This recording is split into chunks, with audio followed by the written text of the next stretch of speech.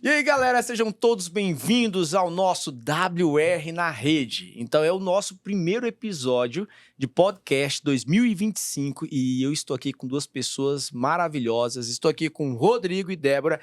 Antes de passar a voz para eles, lógico que eu tenho que apresentar com toda a pompa necessária, né? Rodrigo, professor de História pela Universidade Federal de Goiás, com cerca de 11 anos em sala de aula. Eu estava nascendo nessa época, né? Ministrando aulas de História e principalmente História do Brasil. E do meu lado também estou com a professora Débora, que olha só, ela é formada em Audiovisual pela UEG, pós-graduada em Comunicação Integrada e Novas Mídias pela Unialfa, é crítica de cinema há 14 anos e, por ser apaixonada por cinema, fundou Mais Filme. Então, já tá aí, @DéboraMaisFilme lá no Instagram, onde cria conteúdo sobre cinema e crítica de cinema de forma diferenciada e autoral. E também fala de cultura geek. Além disso, ministra oficinas de cinema há mais de 10 anos e também atua como curadora, jurada e cinecublista em diversos festivais, mostras e projetos de cinema, principalmente onde mora, no estado de Goiás. E também é assistente de direção e diretor em curtas e longas. Ufa! Que isso! Sejam todos bem-vindos. Olá. Muito obrigada pelo convite, viu? Também agradeço. Isso, o prazer é todo nosso. Rodrigo, ele é de casa, ele tinha a obrigação de estar aqui, né? Ele com essa cara tímida que ele aparenta ter, mas aqui nos bastidores, pessoal, ele não tava desse jeito não, tá? Tava rolando piadas e outras coisas, né? Mas tranquilos que não podem vir ao ar. Mas a Débora, seja muito bem-vinda ao nosso estúdio, ao nosso projeto. E assim, para falar sobre filmes, falar sobre Oscar, cinema, nada melhor do que ter uma pessoa com esse gabarito todo para estar aqui nos ajudando. Obrigadão demais. E nós vamos começar primeiro falando sobre duas questões interessantes.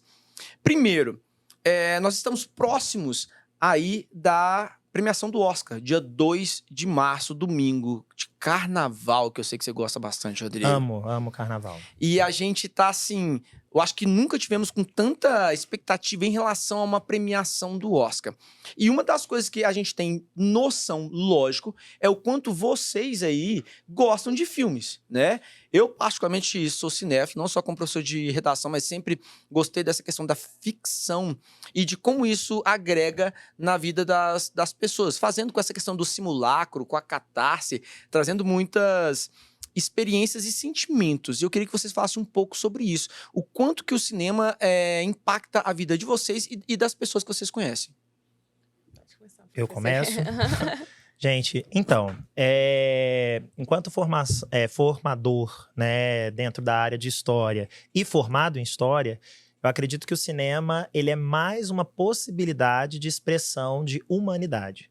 Eu não consigo pensar o cinema sem pensar contexto, sem pensar pessoas, sem pensar subjetividade e objetividade. Afinal de contas, o cinema é a seleção de imagens pensadas, propositais, com um fim, obviamente, vários fins, né, necessários àqueles que estão produzindo.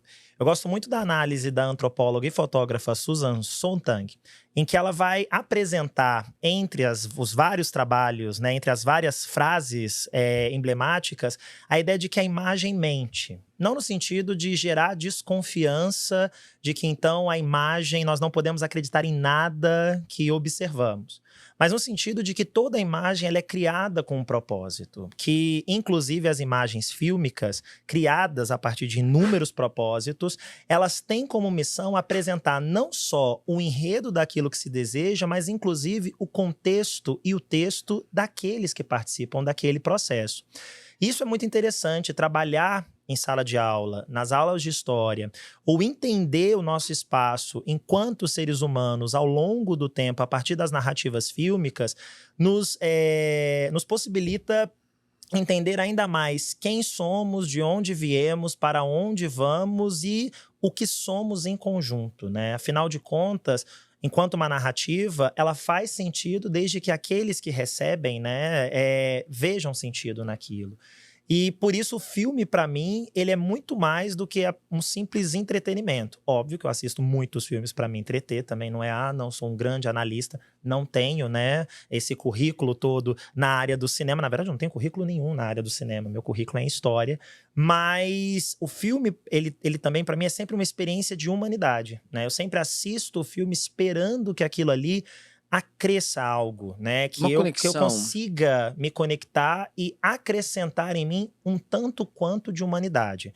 Não necessariamente que o filme me renda pontos apenas que eu considero, né, positivos para a produção de uma humanidade solidária, pacífica, mas até que me faça questionar a que ponto a humanidade caminha para o mal, caminha para o bem, ou seja, o todo do que é ser humano. E eu acho que o filme, ele demonstra isso, os filmes, né, eles demonstram isso de uma maneira muito bacana. Então não é só um passar o tempo, né? Eu tô sem fazer nada, vou assistir a um filme. E é algo que eu penso muito também, nessa questão de que todo filme tem algo a ensinar.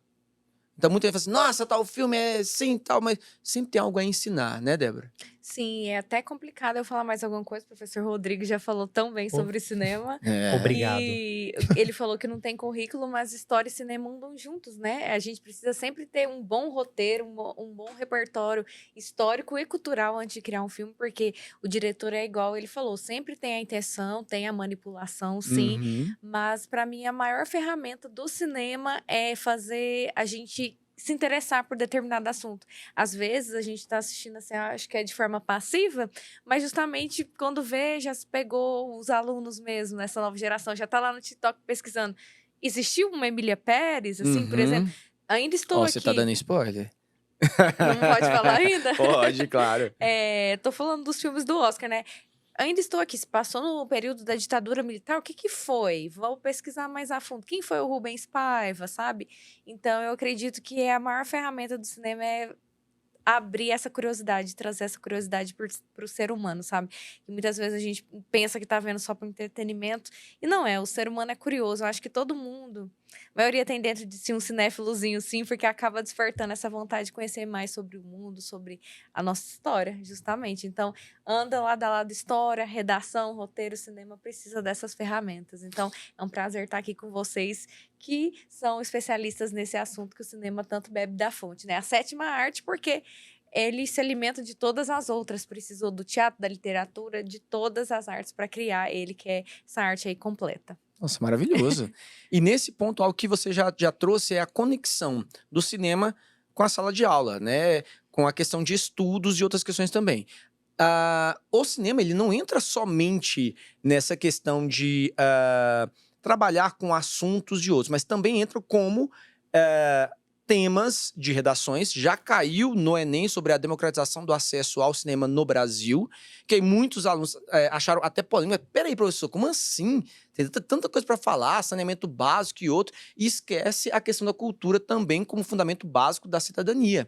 E aí, eu até comentando sobre isso em sala de aula nesse ano, quando saíram dados de que ainda Estou Aqui e o Alto da Compadecida teve 5 milhões de telespectadores. Aí, nossa, professor, 5 milhões. 5 milhões em um país de 220 milhões de habitantes, né? Aí eles não tinham se tocado ainda sobre essa questão. Mas por quê, né? E também nessa questão de tratar sobre assuntos polêmicos, fazer, lógico, essa questão crítica, mas também filmes que abordam períodos históricos. E aí eu queria te perguntar primeiro, Rodrigo, sobre como que esses filmes podem ilustrar momentos históricos e também a sua crítica sobre esse assunto. Porque eu sei que alguns filmes, eles não são tão fidedignos. Isso atrapalha muito o estudo da história ou não? Como que traria? Então, a gente sempre tem que assistir os filmes que tentam reproduzir eventos históricos a partir de um olhar que aquele produto, ele também está sendo produzido a partir do interesse do entretenimento. E que a linguagem fílmica, ela se adapta conforme o público, né, é almejado. Que um filme que almeja alcançar um público, de repente, infanto-juvenil, vai apresentar uma linguagem e personagens elaborados de uma maneira diferente do que, de repente, um filme que almeja alcançar um público talvez mais maduro, adulto, mais velho. A questão do filme histórico, ela não é um problema desde que as cartas sejam apresentadas, ou seja, desde que o espectador não seja um espectador inocente, alguém que está partindo do pressuposto que, como há um interesse histórico por trás da narrativa, que há então uma possibilidade de produção da verdade sobre aquele evento. Principalmente porque nem mesmo quando analisamos história em sala de aula, nós lidamos com essa verdade límpida sobre o passado. O que a história analisa são vestígios humanos ao longo do tempo e, ao analisar esses vestígios, constrói narrativas possíveis sobre o passado que são analisadas de forma consensual por grupos especializados. Então, em momento algum, obviamente nós temos os fatos históricos, isso é sempre muito interessante ser deixado claro, porque quando nós apresentamos a história como uma ciência hermenêutica, ou seja, uma ciência da interpretação, isso cria um campo de que então a história é mera especulação opinativa, mera opinião, e não é assim. Na verdade, há o fato histórico. O fato histórico, por exemplo, é que no Brasil houve escravidão, de que houve ditadura militar no Brasil, isso é um fato histórico, de que houve holocausto, mas é possível, a partir desse fato histórico, interpretá-lo de diferentes maneiras, a partir de diferentes óticas. Será que todos os judeus que sofreram no holocausto sofreram da mesma forma? Sentiram esse evento da mesma maneira? Afinal de contas, nós estamos falando sobre um grupo religioso, né, sobre um grupo espalhado no mundo inteiro, que já estava espalhado no mundo inteiro naquele momento, ali nas décadas de 30, 40, e que provavelmente, graças às suas localizações geográficas e até ideológicas, sentiram com mais ou menos aflição os horrores do Holocausto. E aí, quando a gente transporta isso para o filme, a gente adiciona todos esses problemas de alcançar essa verdade inabalável sobre o passado, que o historiador não tem pretensão de alcançar. A gente faz muito como um historiador chamado Carlos Ginzburg coloca que, na sua tese dos indícios, dos paradigmas indiciários. Nós tratamos como um detetive os vestígios do passado, tentando compor um mosaico que vai sempre estar incompleto. E aí o filme vem dentro desse mosaico incompleto e seleciona a imagem que lhe favorece para transmitir uma mensagem.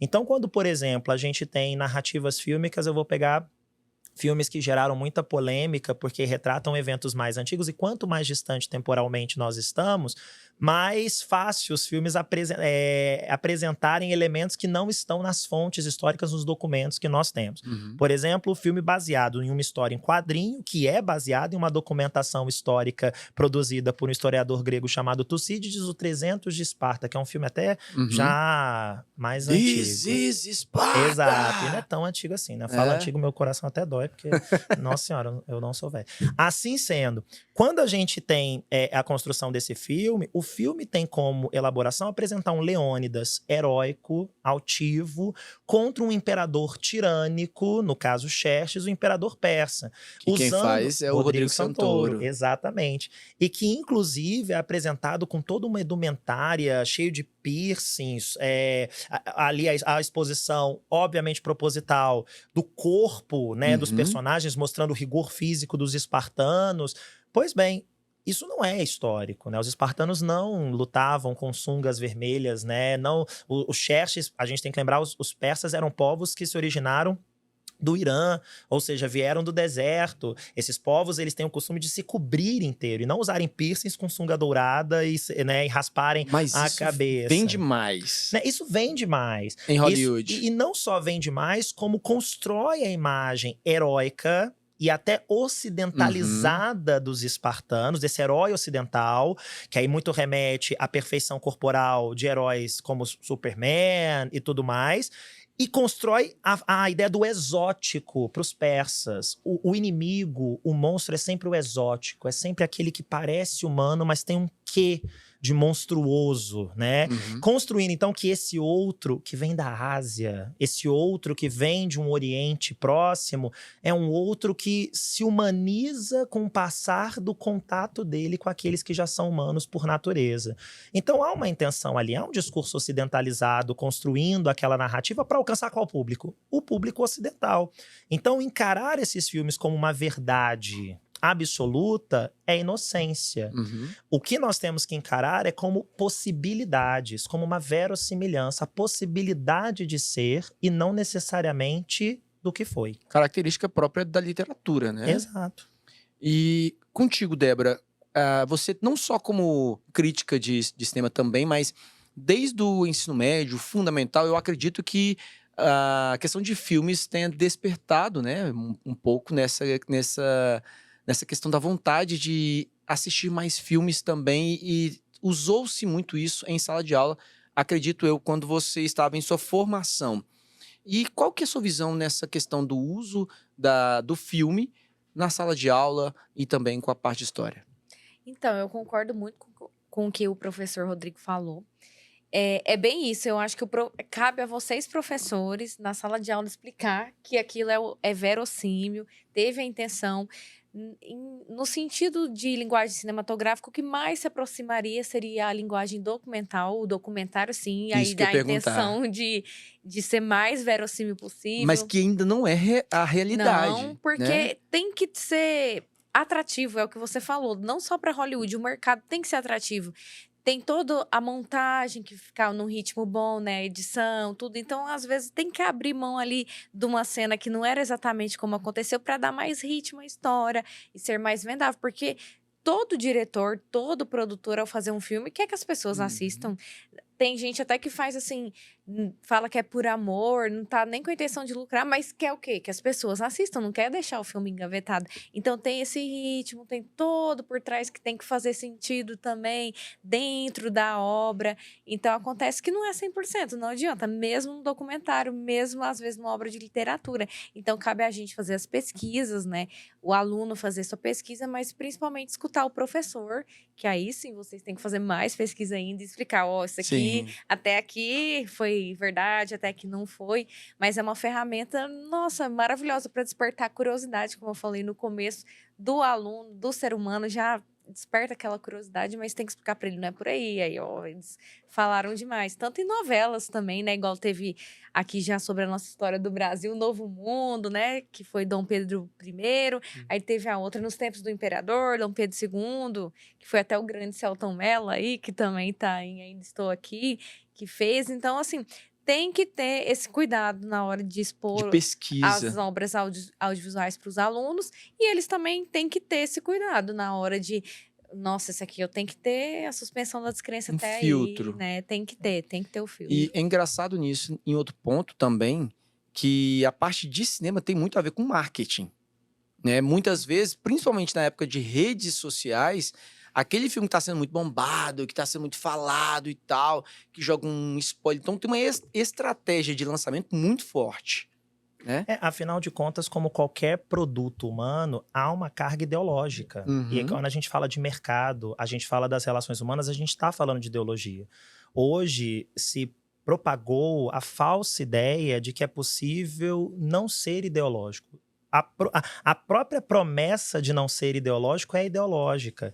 Então, todo produtor, seja do cinema, da novela, do livro de literatura, ele participa, qualquer produto humano, ele participa de um grande grupo ideológico que pensa uma realidade específica e responde a essa realidade específica. São esses os filtros necessários para que a observação do filme não seja ingênua. Não é que também a gente tem que assistir os filmes, eu acho também que é muito cansativo você assistir os filmes sempre armado, né? Pensando, eu tenho que ver ali o que é, o que não é. Mas é a necessidade toda hora. Não, porque isso tira, inclusive, um pouco da magia, do lazer, que também, do entretenimento, que também é um compromisso do filme, né? Não é somente, mas também é um compromisso fílmico. Afinal de contas, hoje a gente também está carregado dessa ideia de que tudo tem que ser produtivo, eu tenho que assistir um filme produtivo, eu tenho que ler. Não, há o entretenimento, há a necessidade de observação da humanidade, do ócio, é sim necessidade, mas a gente tem que ter certos filtros e certos cuidados de entender que aquilo é uma produção dentro de uma ideologia vigente. Qual é a ideologia vigente? O que tentou se construir ali? Quem construiu?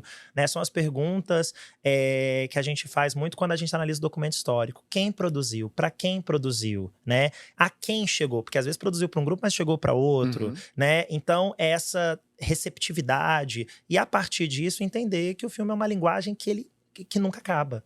Porque o filme que é assistido hoje, ele apresenta um resultado. Daqui a 10 anos, esse mesmo filme vai ser assistido, ele vai apresentar um outro resultado. Então, é uma linguagem continuamente construída, porque ela não é construída pelo diretor, ela é construída pela interação público-direção.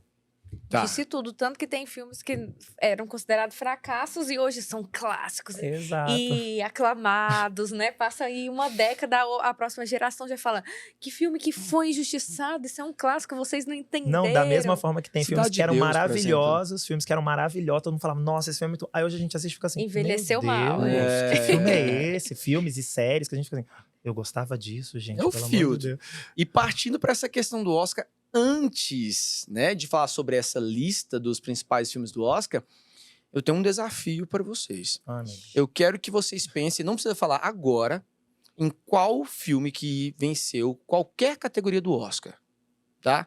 Que você fala assim, esse filme para mim é um dos melhores. Até para indicar para quem tá em casa. Nossa, que difícil. Um que te marcou, um que você... Nossa, esse aqui, se eu pudesse, eu tatuaria. Eu sei que nós três temos tatuagens aqui, mas tatuaria o cartaz desse filme. Então pense nisso. Daqui a pouco eu vou perguntar para vocês. E para você que está em casa, nós já vamos falar aqui sobre os filmes que estão concorrendo à maior categoria do Oscar, ou seja, o Oscar de melhor filme. Tá? Lembrando também que nessa lista tem um filme brasileiro que não está concorrendo só a mas a 3 categorias do Oscar. Então, primeiro, Anora, de Sean Baker, O Brutalista, de Brad Corbett, O Completo Desconhecido, de James Mangold, O Conclave, que nós vamos falar sobre ele, tá? De Edward Berger, Duna, parte 2, ou seja, sim, teve a parte 1 e é muito boa também, tá? Então, se você não viu, por favor. Denis Villeneuve, Emília Pérez, de Jacques Audiard. Vai assim. Acho que é. É espanhol, não sei. Não, é francês, na É verdade. francês. Je vous ne parle, né? Oui, como entendez-vous? Ainda estou aqui, Walter Salles, Nickel Boys, de Romeo Ross, A Substância, de Carly Forget e Wicked, de John Mi-Chu. Esse eu falei certo. Né? Não é fácil falar essa lista aqui com... Um é chinês, o outro é brasileiro, o outro é francês ou tal, mas o que interessa é que o nome do filme, pelo menos, ficou correto. E, lógico, ali, né, no brasileiríssimo que tá o Ainda Estou Aqui. Então, nós separamos aqui, de uma forma geral, para que a gente pudesse trabalhar pelo menos esses 3 filmes que eu vou tratar, que é Conclave, Emília Pérez e Ainda Estou Aqui, dentro, lógico, da ótica, tanto do cinema quanto da questão histórica. E para que a gente possa ter ainda um acompanhamento maior, eu vou pedir, lógico, para que a Débora possa falar, né, dos filmes que você assistiu, qual que mais te chamou a atenção, além desses 3? Me relembra aí, que eu já tô maratona já tem um tempo. Um Completo Desconhecido. Não me chamou tanta atenção, é a autobiografia, não, é a biografia do Bob Dylan. Uhum. Eu acredito que ficou bem legal. É pra quem gosta de biografia, mas não tem um que amasse. E era um ponto que eu queria tratar também na outra parte.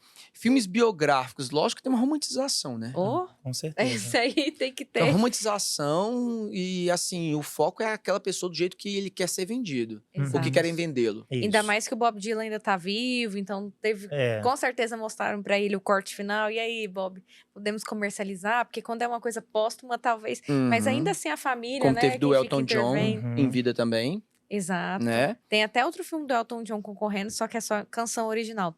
Mas esse Incompleto Desconhecido ainda achei fraco, porque tem muitos filmes biográficos, assim, icônicos, né? Ao longo da história, como foi do Queen, eu achei melhor. Uhum. Já teve muito bons. Do próprio Elton John, eu achei a narrativa me chamou mais atenção. Dentro desses aí, Um Completo Desconhecido, eu acho que não tem chance de ganhar. Wicked também é um musical fofinho, mas pra mim tá até destoante. Comercial, aí nessa talvez? Tá destoante aí Ariana nessa Grande, lista. primeiro filme dela, né? Emília Pérez, a gente vai comentar a fundo deles, mas pra mim não merece ganhar também, porque é uma visão...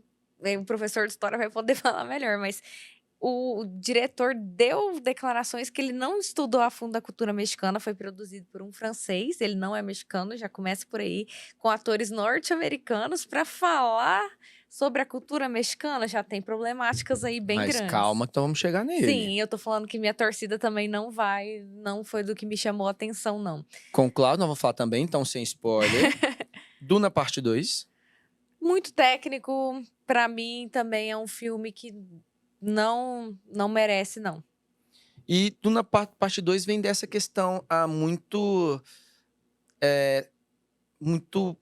Deixa eu pensar numa palavra certa. Muito tudo, né? É um cenário muito grande, é o deserto, aquela questão toda, muito aberto. E eu costumo ver que esses filmes de muita guerra, muita luta, muito tipo... Muitos alunos podem até pensar nisso, né? Sobre questão de super-heróis, muita explosão. Eu acho que Hollywood tá querendo fugir um pouco dessas questões. Sim, creio o eu. público também tá cansado, então acredito que não ganhe. Olha que eu sou muito fã de ficção científica, que eu vou por entretenimento mesmo, sabe? Aí eu vou pra me distrair, sci-fi é o meu gênero favorito na hora de assistir filme pra entretenimento, mas eu acredito que também não merece, não, o Duna parte 2. Nickel Boys. Nickel Boys é uma história muito sensível. Esse já é uma história sobre um corte de meninos que estudaram em uma escola muito pesada, que tinha preconceito com negros, entendeu? Que eles sofreram abusos até, Uhum. não sei se pode falar a palavra, abusos mesmo, assim. Sexuais. Isso. Abusos sexuais, psicológicos, foi muito tenso mesmo. Então, é um recorte que traz, como ainda estou aqui, um micro para um macro de uma época. Esse vale a pena. Esse eu já acredito que tem grandes chances da academia também dar para ele. A Substância, eu assisti primeiro com a indicação de uma aluna. Ela, professor, que filme louco, que filme tal. Eu falei assim, filme louco é comigo mesmo. Falou filme louco, é comigo. E aí, nas férias, eu assisti. Eu gostei muito. Ele também é muito Da bom. mensagem. E eu, como mulher, eu tenho que falar. É muito para as mulheres falar sobre o etarismo de Hollywood, né? Pega muito da história da própria carreira da Demi Moore, que Uhum. foi sempre muito criticada, sexualizada. E ao mesmo tempo que eles sexualizavam ela, falava, ai, seu corpo não tá legal. Ela nunca tava boa, nunca tava perfeita. Então é muito sobre o que uma mulher sofre na sociedade em geral e também na indústria, quando você quer ir para a indústria do entretenimento, de Hollywood.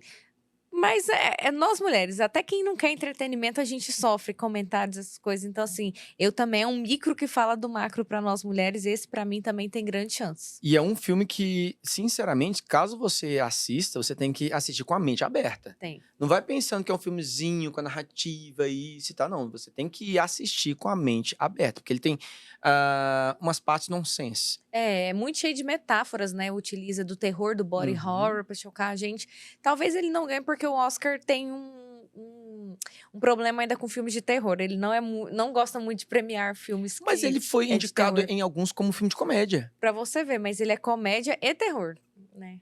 O subgênero dele é terror. E aquela cena final, Terror. não vou comentar aqui. Mais uma vez, gente, esse podcast ele não é pra dar spoiler. Você pode Exato. ficar tranquilo quanto a isso. Pode assistir até o fim, sem spoiler. A não ser um spoiler que a gente possa dar aqui, talvez, quem sabe, a gente acerte quem vai ganhar com o melhor filme. Sim. Talvez, né? Minha torcida, não só por ser brasileiro, de todos que eu assisti até agora, tá faltando ainda a Nora e o Brutalista, então tem que ser justa, mas de todos, ainda estou aqui. Pra mim, tanto em aspectos técnicos quanto de roteiro, parte histórica, de pesquisa, lugar de fala para poder falar, que não foi igual um francês falando de um mexicano com atores norte-americanos, foram brasileiros fazendo filmes brasileiros. Que isso conta muito lá no Oscar. E, inclusive, Walter Salles conviveu com a família do Rubens Paiva. Ele tem muito lugar de fala para falar. Utilizou o livro do filho dele, do Marcelo Rubens Paiva. Então, é muita propriedade. É um filme muito completo em todos os aspectos que um filme tem que ser. Tanto em roteiro quanto em parte técnica. Mas segura aí, Débora. Então vamos começar a falar sobre um desses filmes, né? Nós selecionamos 3 aqui, porque senão esse podcast ele vai virar o quê? Uma maratona, né? O próprio Oscar, né? Que a cerimônia não acaba mais. Exatamente. Longa, longa, longa. Então, nós separamos aqui 3 filmes aqui para discutir com mais profundidade. O primeiro filme já tá na tela, Conclave, que para quem não sabe, esse nome Conclave é a cerimônia de escolha do Papa. Então, quando um Papa morre, tem toda uma cerimônia, lógico, um luto, né?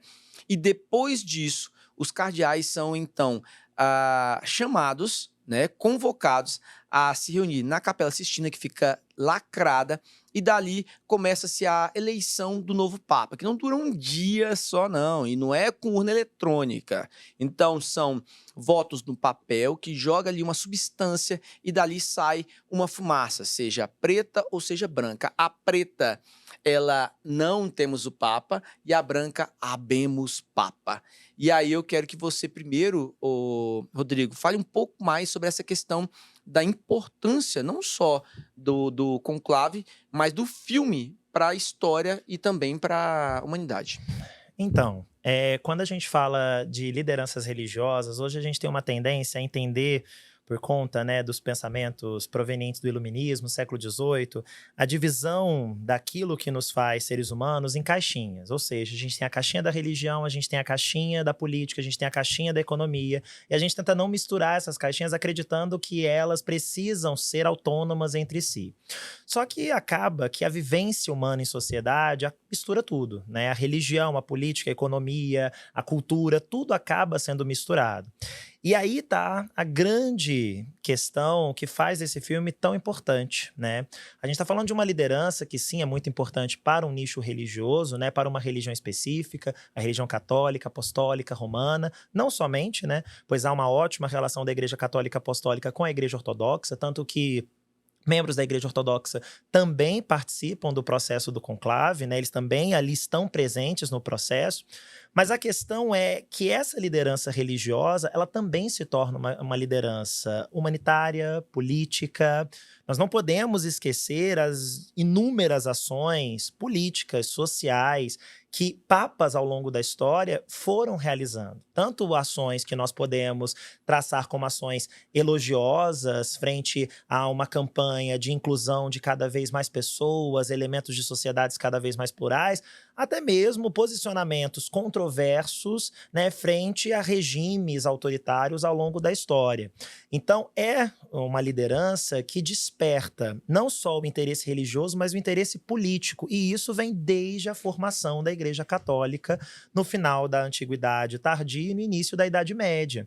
Afinal de contas, a Igreja Católica ela vai ser formada a partir do Concílio de Nicéia, que foi aquele que, coordenado por Constantino, unificou a compreensão do que era ser católico, do que era ser cristão, melhor dizendo, na Europa, né? Construindo, então, a primeira grande noção de cristandade. Essa noção que vai ser compartilhada mundo afora frente à expansão da fé promovida por muitos desses reinados europeus, seja na África, na América, na Ásia e em diversos países e regiões do mundo. Assim sendo, nós falamos da vida política, pública e íntima das pessoas, né? A escolha dessa liderança, ela toca não só no espaço público, nas decisões que são coletivas, naquilo que é para o bem comum, pensando, né, a noção de república, de res pública, mas toca também no íntimo, naquilo que o ser humano espera ver como representante de sua fé, um representante humano que represente uma conexão ainda mais aproximada do divino. Então, isso é muito importante. O que a gente tem historicamente, né? Historicamente, a gente percebe que a Igreja Católica, desde o processo de escolha do Papa Francisco, ela deu uma guinada progressista, né? Ela deu uma guinada atendendo a uma demanda, né, de atrair novos fiéis à fé. Afinal de contas, frente, né, ao avanço de uma série de discursos progressistas que questionavam instituições monolíticas, que rejeitavam mudar as suas concepções de mundo e sua interpretação das relações humanas, as religiões, de uma maneira geral, elas foram perdendo adeptos. A gente está falando aqui da Igreja Católica, mas a gente poderia falar de várias outras religiões, com exceção do islamismo, que entre as religiões monoteístas foi a que mais cresceu nos últimos tempos. E muitos pensam que é a cristã, principalmente católica, que exato, tem, né, maior a gente está falando de catolicismo, sim, mas a gente também tem outras vertentes do cristianismo, isso desde a Reforma Protestante. Assim sendo, a igreja optou, né, e pelo menos a votação no conclave optou, pela escolha do Papa Francisco, que tinha um histórico já bastante progressista, ligado a pautas sociais, ligado a discursos o que a gente quer dizer com progressismo, né? O que é o progressismo? É aquele que pensa mudanças na estrutura vigente para a inclusão de elementos, tanto de indivíduos quanto de ideias que até então não eram incluídos, né? Ou seja, que até então, em certa medida, eram rejeitados. O progressista, ele é sempre aquele aberto a compreender as modificações do mundo e a entender que essas modificações não são só necessárias, como são também naturais. O mundo se modifica com o passar do tempo. Então não é só uma escolha do Papa, tem uma questão de como que essa escolha vai impactar nas políticas da Igreja Católica como um todo. Sim, tanto é que as encíclicas papais, as bulas papais, elas orientam, quando lidas pelo Papa, elas orientam a vida da cristandade católica no mundo sobre assuntos diversos, e não só sobre assuntos que se relacionam a pecado, a salvação. Não, a gente tem a encíclica do Papa Francisco, recente, falando sobre aquecimento global. A gente tem a encíclica, a gente teve a bula papal recomendando o fim do conflito na faixa de Gaza. Ou seja, há a pertinência dessa escolha, né, de uma liderança religiosa, há também um campo político, né? E um campo político que influencia, como eu disse antes, não só as instituições que representam o espaço público, mas o íntimo. Como essa cristandade vai pensar o dia de amanhã, vai pensar a sua construção enquanto uma sociedade. Seja cada cristandade dentro de sua nação ou como um elemento internacional de uma cristandade compartilhada globalmente. Então, esse filme, ele é apresentado no momento muito interessante da Igreja Católica, né? Como comentado anteriormente, a gente tem... comentado anteriormente, pessoal, entre a gente, tá? Porque a gente conversa muito. A gente conversou muita coisa, sem vocês estarem vendo. E vai continuar ninguém vendo. O que a gente comentava antes é que a gente está tendo um momento, por exemplo, de adoecimento do Papa Francisco. Isso, obviamente, sempre preocupa. Exato, uma idade avançada, né? Consultas rotineiras ao médico, não são mais exceções, estão virando regras. Se eu não me engano, ele está em cadeira de rodas. Sim. Ou muleta, não lembro. Ele está usando a cadeira de rodas e com dificuldade respiratória para, inclusive, realizar os seus discursos. Ele está utilizando de uma outra pessoa, de um terceiro, para declarar os discursos programados. Ele até pediu desculpa nesse final de semana, né? Por não ter feito o seu discurso dominical. E nós temos, nesse mesmo momento, né, a possibilidade próxima, talvez ainda demore alguns anos, mas próxima, porque na história, né, gente, a gente fala de próximo. Próximo é 10 anos, próximo é 15 anos. Afinal de contas, a gente analisa, a gente em sala de aula analisa 3.000 anos antes de Cristo, né? Então, pra gente, 10 anos é muito próximo. Então, uma possibilidade próxima da escolha de um novo Papa, né? 10, 15 anos, ou menos, ou um pouco mais. E nesse sentido, a gente tem visto, né, politicamente, um cenário em que grandes nações têm escolhido representantes que não representam esse campo progressista, né? Que representam, na verdade, campos conservadores e reacionários, ou reacionários. Porque o conservadorismo é uma coisa e o reacionarismo é outra. Geralmente, utilizados como sinônimos, não são. No conservador não é um reacionário por natureza. Boa explicação nesse ponto, que muita gente literalmente entende como a mesma coisa, né? Ah, fulano é um conservador tentando dizer que fulano é um reacionário, e fulano é um reacionário tentando dizer que o conservador. O conservador é aquele que quer conservar as estruturas vigentes. E não necessariamente alguém que não pensa as modificações necessárias. Porque, inclusive, para manter, muitas vezes é necessário modificar. Exemplo, para manter a situação, o crescimento da alfabetização no Brasil, muitas das vezes é preciso pensar melhores investimentos na área para a educação. Um conservador defenderia o maior investimento na educação para uma ampliação da alfabetização, que é um projeto já existente. Então ele quer conservar algo, e para conservar é preciso realizar mudanças. Já o reacionário é aquele que idealiza um passado, né? Um passado, então, que na cabeça dele, ou na cabeça de seu grupo, porque o reacionário, o indivíduo, ele nunca é produto de si mesmo, né? Ele é produto do todo. Então ele idealiza, a partir da sua ação coletiva, um passado que não necessariamente existiu para justificar o que ele quer fazer no presente. Ou seja, o passado serve como mera especulação para justificar aquilo que ele quer no presente. Então, o reacionário é aquele que, por exemplo, em seu discurso apresentaria: porque no meu tempo isso não existia. E já existia. Mas ele constrói a narrativa de que não existia para mostrar, então, que aquilo que agora passa a existir é uma abominação e que, por isso, deve ser rejeitado. Ligando, inclusive, a esse elemento novo e que não é novo, um prejuízo.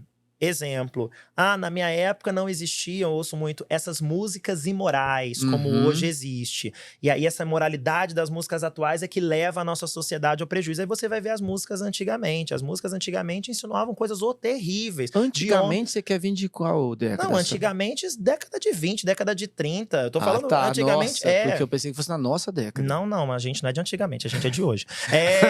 Eu, hein? Só se for você, Tony. Eu sou de hoje. De antigamente, você tem composições, terríveis de homens idealizando corpos femininos e colocando essas mulheres como objetos e não como sujeitos. Garota de Ipanema. Ou seja, né, existia. Só que se constrói isso para inclusive também construir a ideia de que o problema, então, é essa juventude moral. Se essa juventude moral for combatida, combateremos todos os problemas sociais no Brasil. Ou seja, acabará a pobreza, acabará a fome, acabará a corrupção. Aí você fala, não, mas isso é tão ridículo, Rodrigo, é óbvio que não é assim. É porque eu estou apresentando de uma maneira exagerada. Mas esse discurso, ele é muito bem trabalhado ao público, assim como o cinema, muito bem trabalhado. Então, o que nós temos são governos conservadores atualmente e governos reacionários, que estão assumindo grandes nações, e isso acaba se refletindo, obviamente, nas escolhas religiosas, né? E é essa, inclusive, a narrativa do filme, né? A narrativa do filme, sem spoilers, é um conclave, né, gente? Então, vocês já sabem que é a escolha de um novo papa. É a disputa entre discursos ideológicos, desde o campo progressista até um campo mais reacionário, né? Nem conservador, nessa disputa de quem vai representar a igreja, né?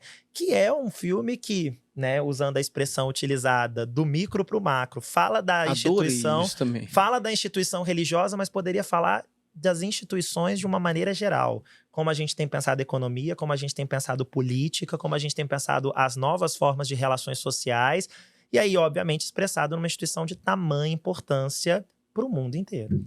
Vou enfatizar esse do micro pro macro nas aulas. Pode ter certeza disso. Maravilhosamente falado. Agora vamos ouvir um pouco da parte técnica, né? Até porque Conclave recebeu a premiação do BAFTA, né? Que é o festival de cinema, né? Lá da Inglaterra, em Londres, como o melhor filme.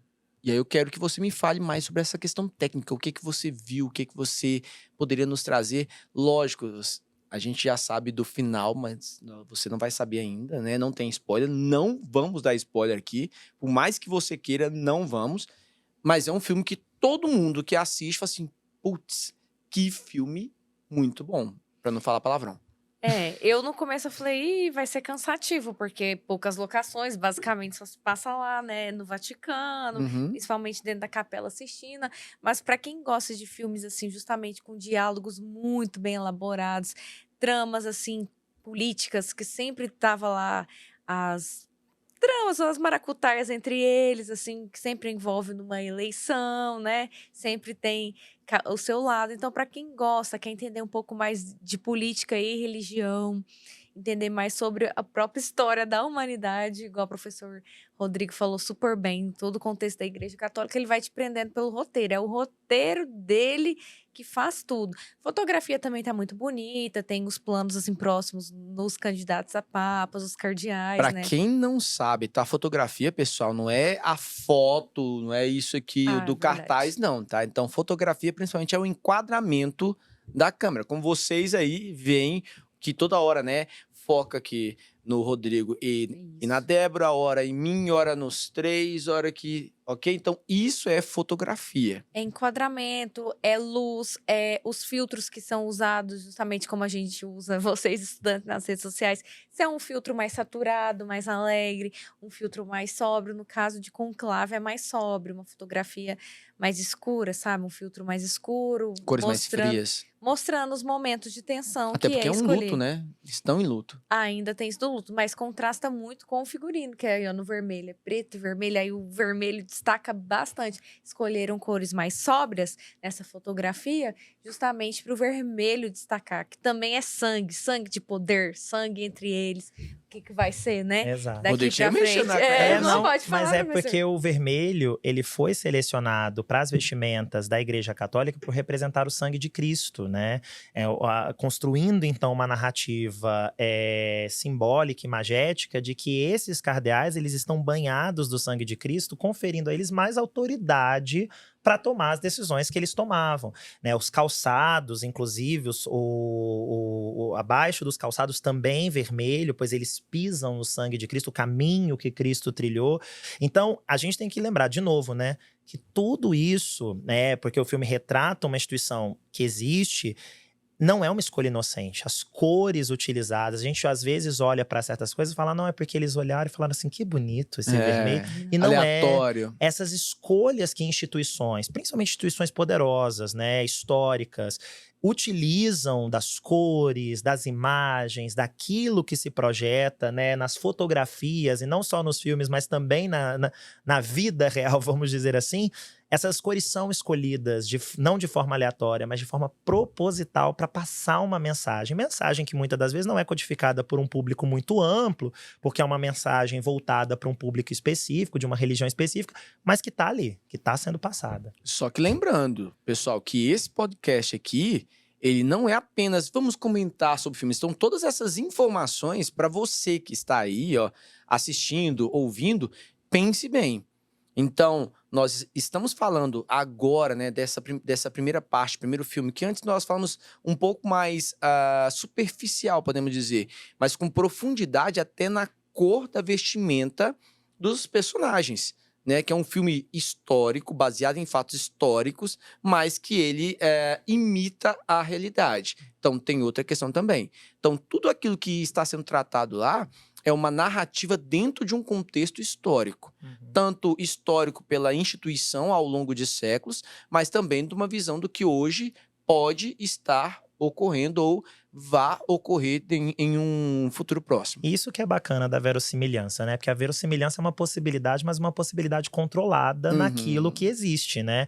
Não é você inventar qualquer coisa, é uma possibilidade, né? Os personagens, os diálogos ali ocorridos, nunca saberíamos o que estava acontecendo, pois como o Tony disse, você tem um ambiente completamente fechado para participação externa, né? São só os cardeais elegíveis que estão ali, né? No processo. Então, óbvio que os diálogos foram, né, inventados, foram imaginados, mas dentro de uma perspectiva possível, daquilo que para o grande público poderia ter sido pensado por nós ao de repente vermos uma notícia no jornal sobre estão escolhendo um novo papa. Eles devem estar falando sobre isso, eles devem estar falando. As próprias especulações que jornalistas realizam. Então, é uma ficção controlada, né? Há uma ficção controlada nesse processo fílmico que utiliza de instituições existentes, de eventos históricos existentes. E aí tem um ponto, né? Nenhum filme ele é lançado à toa, né? Então é escolhido um período específico ali que vai dar maior repercussão. Então, acredito eu que essa escolha de lançar em 2025, 24, 25, né? É justamente por uma proximidade, talvez, de uma escolha de um novo Papa. Até para que tenha maior repercussão. Seria isso, Débora? Sim, e também mostrar os rumos que a Igreja Católica está tomando agora. Tá claro que o diretor, ele tem o lado dele, tem os ideais, quis mostrar a podridão também que existe dentro dessa instituição e quis mostrar um futuro esperançoso para a Igreja Católica daqui para frente. Eu interpretei dessa maneira e deu claramente para ver que o diretor tinha o seu lado, a sua ideologia. E, resumindo sobre o filme, o forte dele é roteiro. Então, assim, se você gosta de bom diálogo, bom roteiro... exatamente isso. O ponto forte e o ponto fraco? Ponto fraco, locações. Talvez quem não gosta de filme com muitos diálogos vai se perder ali, que gosta de ver espaços mais amplos, que gosta de filme com mais ação. talvez não seja pra pessoa. Vai até falar que deu sono, aquela pessoa que gosta mais de filme mais agitado, aventura. Mas pra quem gosta de filmes históricos e principalmente pra quem gosta de filmes com bons roteiros e bons diálogos, porque tem filmes com roteiros, mas com diálogos menores, sem tantas falas. Esse é repleto de falas e nuances nessas falas, nos olhares, nos jeitos que os cardeais olham entre si, as irmãs Expressões também. corporais ali, né? Linguagem O corporal. metaforando, né? Cada cena deve ser bem interpretada. Qualquer cortezinho pode ser que você perca Exato, é pra quem pontos. gosta desse filme, assim, que Isso, tá olhando e pensando. Isso, inclusive, é bem típico desses filmes. Você estava falando ainda há pouco desses enquadramentos mais próximos, né? Porque para a pessoa se sentir que ela tá do outro lado da mesa, vendo aquela outra realizando as expressões. Porque uma coisa é uma pessoa te mandar uma mensagem de texto, aí você interpreta de um jeito. Se você conhece bem a pessoa, você até pode chegar àquilo que a pessoa quis de fato dizer. Se você não conhece, você pode interpretar. Então, esses enquadramentos, mas pelo menos essa é a minha sensação. Gente, eu não sou técnica, mas essa é a minha sensação mesmo. É pra você Quando sentir lá dentro, é pra você sentir parte, na verdade, não é nem olhando do outro lado da mesa, é pra você sentir um cardeal lá participando. E a sensação é essa, né? De você olhar e falar assim, gente, ele olhou meio estranho. Será que ele olhou meio estranho? E aí você ficar na dúvida, esse olhar meio estranho tem um sentido narrativo ou só realmente o ator, foi uma opção do ator, né? Fazer uma coisa dessa? Não, no cinema tudo é pensado, o ator e o diretor tá sempre conversando. E aí, sempre. E aí, Débora, tem uma questão. O Rodrigo, gente, enquadre no Rodrigo aqui, por favor. A gente falando sobre estranho, não, Rodrigo, você não é estranho. Mas não vamos falar sobre polêmica e fofoca. Falou polêmica, falou fofoca, pessoal. Odeio. Pra quem não sabe, edifica. o Rodrigo, ele odeia fofoca. Não edifica. Né? Porque eu sou engenheiro. Não edifica. Pra quem conhece, ex-alunos também que acompanham aqui o nosso podcast, sabe que o Rodrigo ele não gosta de fofoca. Odeio. Mas nós vamos entrar no filme mais polêmico, eu acho que desse ano, que é Emília Pérez, tá? Ai. Então, por favor, cartaz aqui, Emília Pérez, esse cartaz bem mexicano, né? Ali, com essas cores fortes ali e tudo mais. Por que esse filme ele é polêmico? Para começar, é o filme atual com o maior número de indicações, né? Nessa edição do Oscar. Também tem uma questão que quebrou tabu. Por quê? É o primeiro filme, ou seja, desculpa, a primeira mulher trans indicada como a melhor atriz. Então, entra essa questão também. Até temos umas cenas... É um filme que nós vamos falar um pouco mais pro musical, né? Tem mais... tem a Selena Gomez ali no meio também.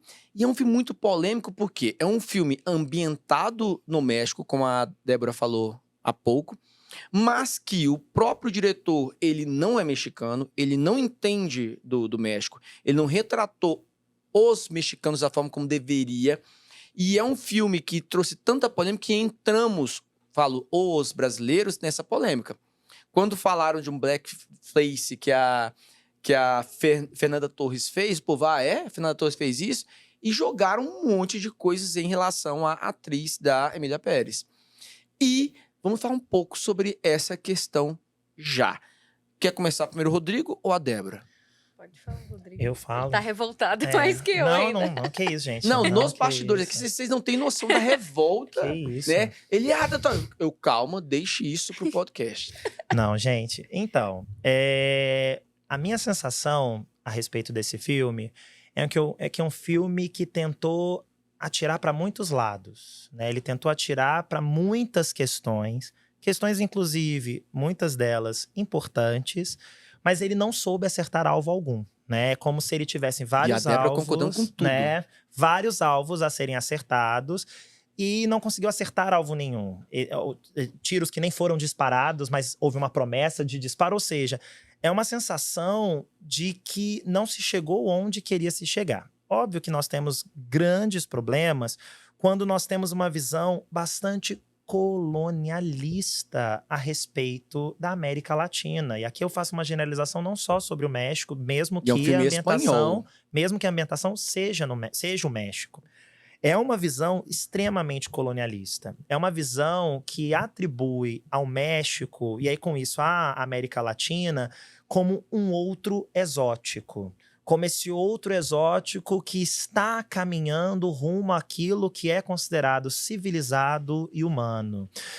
Afinal de contas, além do próprio diretor, né, não ser mexicano, não ter uma equipe de consulta adequada… Diretor francês, vamos deixar diretor claro. francês, né, não ter uma equipe de consulta adequada, a seleção das atrizes, né, uma seleção que inclusive como justificativa realizada, não sei se pelo próprio diretor ou por algum produtor do filme, de que não haviam atrizes boas o suficiente para a realização dos papéis, né? Ou seja, descartando uma indústria cinematográfica, cultural, né, mexicana, completamente, como se então não há, a América Latina, ela nunca é o sujeito, ela é sempre o objeto apresentado.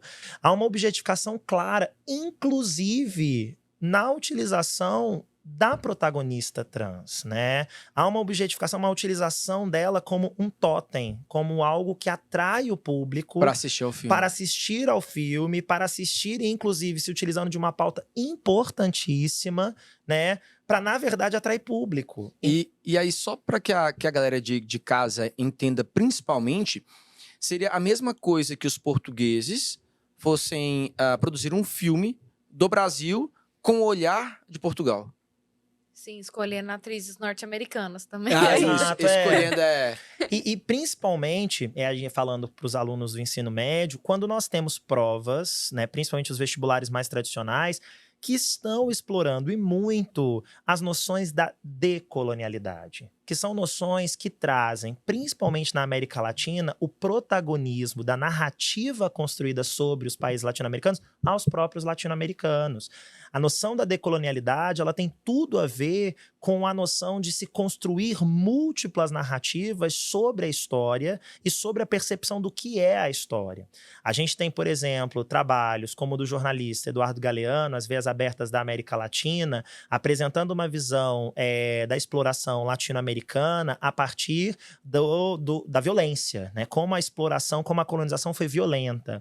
Mas só que a gente também tem outros trabalhos que dão vozes a povos nativo-americanos, a população afro-americana também participante da formação desses países, né? Inclusive as elites locais. E esse filme ignora completamente essas noções tão atuais para uma América Latina em pungência, em confirmação de sua cultura, né? A gente tem… Tem protagonismo. A gente tem, inclusive, agora falando de outro assunto, né? Um álbum recente eu esqueci o nome dele, é Bad Bunny. Isso, Bad Bunny. Sobre a questão de Porto Rico, né?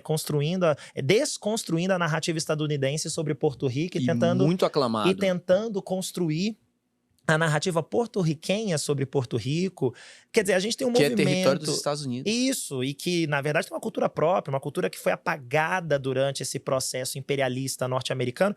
Então, a gente tem todo um esforço latino-americano, né, de desconstruir essas narrativas eurocentradas, baseadas na noção civilização-barbárie, nessa binaridade inexistente de somos civilizados, vocês são bárbaros, temos conhecimento, vocês não.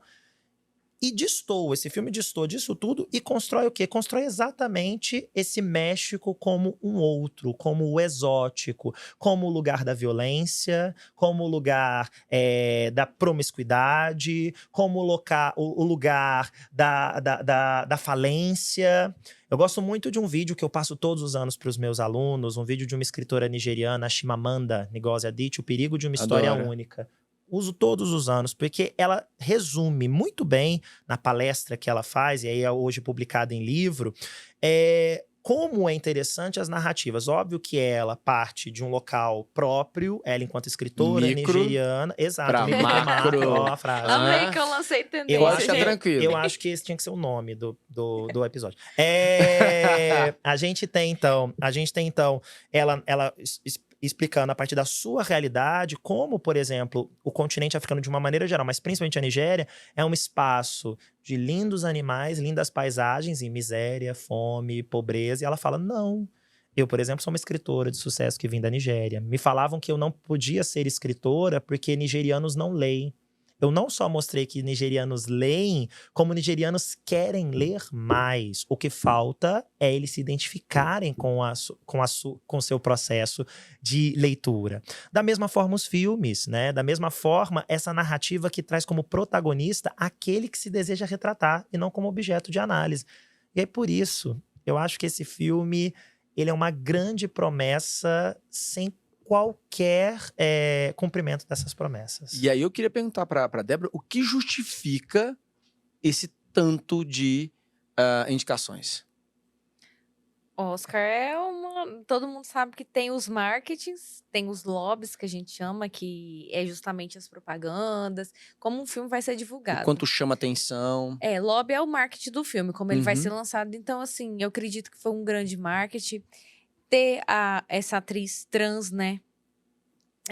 Como, igual ele falou, como totem. Então, foi muito A importante. Zoe também, né? A Zoe, Pra quem não sabe, é a que fez Avatar. Quais outros filmes que ela fez? a Gamora de Guardiões da Galáxia. Isso, então é bem hollywoodiana, né? Sim. Bem representada, Selena Gomez. Mas a Selena Gomez, tadinha, nem pra se dedicar a aprender a falar um espanhol decente, né? Eu também, o meu foi péssimo. Viajei lá pra fora, ninguém entendia o que eu falava, como diz a Selena Gomez.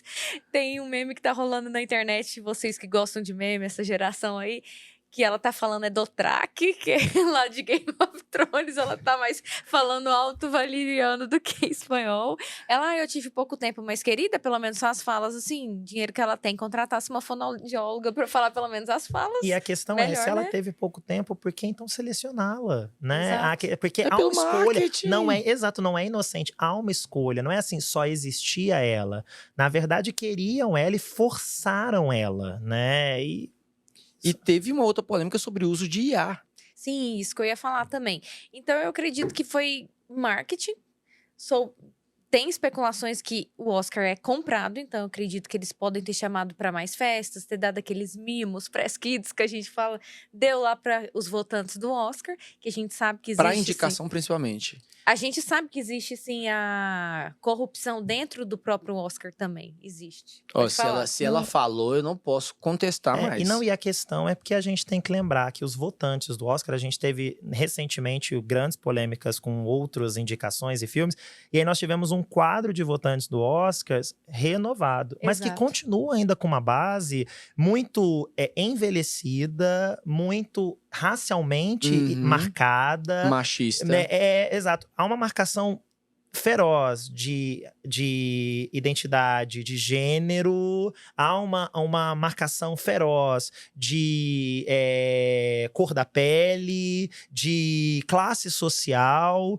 E essas marcações fazem com que esse público se encante com esses discursos que transformam que transformam América Latina, África, Ásia, nesses outros exóticos que legal, né? Assisti-los como se estivéssemos em um grande zoológico. Então a gente tem que lembrar que os votantes do Oscar, eles estão ideologicamente dentro de discursos que conservam uma visão muito monolítica e monumental daquilo que eles almejam como, de fato, arte, como filme, né? E esses filmes que eles falam, olha que legal, né? Destoou, vamos escolher esse? Mas será que destoou para algo bom, né? É isso, é de destoar também eles pensarem como eles estão sendo muito cobrados. Vamos escolher filmes que pegam essa minoria. Pegou a minoria tratando de maneira errada. Pegou uma minoria latinos e pegou a minoria dos transexuais agora, né? Das mulheres trans. Então, eu acho que eles pensaram que estavam arrasando, escolhendo esse tanto de categoria por querer dar um passo à frente, não escolher só os filmes clássicos, os filmes de guerra, que todo mundo fala, Oscar ama um filme de guerra. Então, eu acho que também foi todas essas questões de fatores. Um marketing bem feito, uns lobbyzinhos bem feitos. E também achar que estava acertando ao escolher um filme que retrata minorias, mesmo que de maneira errada, né? E contextualmente, se bem feito, o filme tinha tudo para ser... Pelo roteiro, talvez. O filme tinha elementos, eu acredito, pela ideia na apresentação, de causar uma polêmica construtiva na questão da imigração nos Estados Unidos, né? Falar dessa relação entre México e Estados Unidos. Unidos, que mais uma vez se encontra ali, né, com problemas. Afinal de contas, a gente tem na presidência do México uma presidenta progressista, enquanto a gente teve nos Estados Unidos a reeleição do Donald Trump, que é um político conservador e reacionário, né? Ele tende ao reacionarismo, porque ele idealiza esse passado de uma América que não existiu, que não é uma América histórica, palpável pelos documentos históricos. Então, assim, a ideia seria contextualmente muito legal de ser trabalhada, mas a execução dessa ideia foi terrível, terrível. Se torna um grande Frankenstein, que usou até de inteligência artificial. Pra quê? Pra melhorar que a Zoe Saldanha, ela não é uma grande cantora, apesar de que ela cantou umas canções bonitas em Avatar, mas eles usaram pra melhorar o espanhol. Não, a voz mesmo, cantando tanto da Zoe, da própria Selena Gomez, que é cantora, todo mundo sabe, e da Carla Sofia Gascon. Então, assim, ele é um grande Frankenstein, é o que o professor falou. É um monte de mistura que, na verdade, não ficou bom, não entrega, promete muito, não entrega nada, se utilizou até da inteligência artificial. E nem assim, as canções ainda se sentia que uma coisa muito artificial, não conseguiu ficar fluida. Você percebia que era inteligência artificial, ficou mecânica, muitas canções.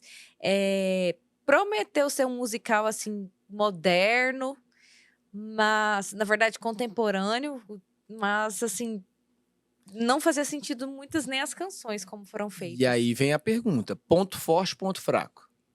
Forte foi só a ideia. Ter a Carla Sofia Gascon, não a Carla Sofia Gascon, porque infelizmente era a oportunidade da vida dela e ela, com os discursos dela, que a gente sabe do Twitter, xenofóbicos, racistas, ela perdeu a oportunidade da vida dela, tanto que ela não tá mais nem divulgando o filme, foi substituída pela Selena Gomez. O próprio diretor já tá triste com isso tudo, Exato. Né? Então, assim, o fato de ter... A ideia era boa, o fato de ter uma atriz trans era boa, mas a forma como foi executada, eles meio que zombaram até da própria forma que uma pessoa passa por cirurgia de mudança de sexo. Aquela musiquinha foi de uma maneira muito plastificada. Eles não trataram como tem que ser tratado. É uma coisa muito séria. A pessoa passa por tratamento psicológico para ter certeza se é aquilo que quer mesmo, porque é uma mudança para o resto da vida. Exato. E eles banalizaram, trataram como se fosse uma paródia. E esse filme foi boicotado no México. Lógico. E no Brasil foi fracasso também. Já era fracasso, ainda foi falar mal da Fernanda Torres, né? Eu achei muito bacana que uma estudante de cinema no México, ela fez uma paródia ela fez o Emília Pérez da França. Aí ela só chamou mexicanos que não eram atores pra fazer como se eles fossem franceses. Aí as pessoas perguntavam, mas aí o que você quer que eu faça? Ela faz qualquer coisa. Qualquer coisa é a França. A gente não tá nem aí pro que é a França de verdade. Olha que crítica. Exato. O que ela, na verdade, estava tendo crítica é isso. Vocês fizeram qualquer coisa, falaram que era México, a gente pega umas pessoas na rua, aleatórias, fala, você é francês agora, faz o que você quiser que você vai ser francês. Que crítica. E ele tá disputando diretamente com nada mais, nada menos. Já prepara aqui na tela...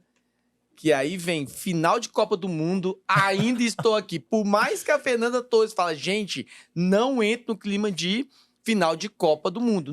Ela não sabe como nós brasileiros somos. É clima de carnaval com Copa do Mundo, domingo de carnaval. Um colega meu, ele comprou uma bandeira gigantesca. Tem a bandeira do Brasil, só que no lugar do Ordem e Progresso tem a foto da Fernanda Torres, me passa o né? link, ainda dá tempo de comprar. E ele colocou na casa dele, ele falou, aqui não tá Copa do Mundo. Aqui tá quase que grito do Ipiranga. A gente tá gritando independência ou morte por esse filme. Eu falei, tá bom. E vamos falar um pouco, né? Conta a história real de Eunice Paiva, certo?